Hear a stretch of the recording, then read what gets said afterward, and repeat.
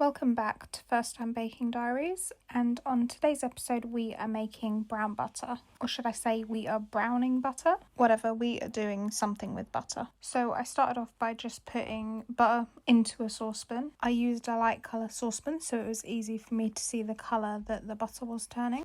As you'll see that eventually, hence the name, the butter starts to brown and it turns a goldeny brown colour. So I just had this on a medium to high heat, and I would say that the butter was on the hob for around 10-ish minutes. I stirred this every so often just to ensure even browning, and when it starts to bubble it can be difficult to see the actual colour of the butter, so stirring and dispersing the bubbles can help get a closer look at what colour it is. In terms of what butter I just use unsalted butter, as this is what I use whenever I'm baking and it's just the butter that I always have in. But specifically when you're browning butter, a little science lesson: the process of browning and heating the butter up causes the water in the butter to evaporate, and therefore if you were to use salted butter, the salt wouldn't evaporate, but essentially because of the loss of water content, the concentration of the salt will become higher. But if you want to use salted butter for this, you do you.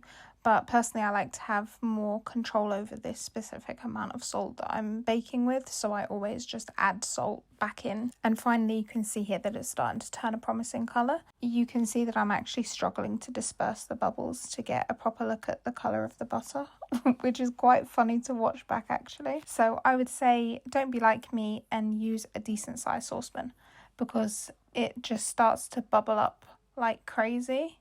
And you can see with the lack of movement from the spatula that I'm panicking a bit and I don't know what to do, because butter is not cheap and I really didn't want to waste the butter in case it had all gone wrong. But you can see the colour through the bubbles, and sorry if you have tyrophobia because it looks kind of gross. Immediately after taking it off the hob, I just poured it into a heat-proof bowl, and you'll see loads of specks of brown in the butter. I initially thought that I had burnt it, but actually it was all okay, and the brown bits is where all the flavour is at. And I use this brown butter to make brownies, the recipe of which is on my page. But thank you so much for joining me for today's episode, and I'll see you guys in the next one. Bye!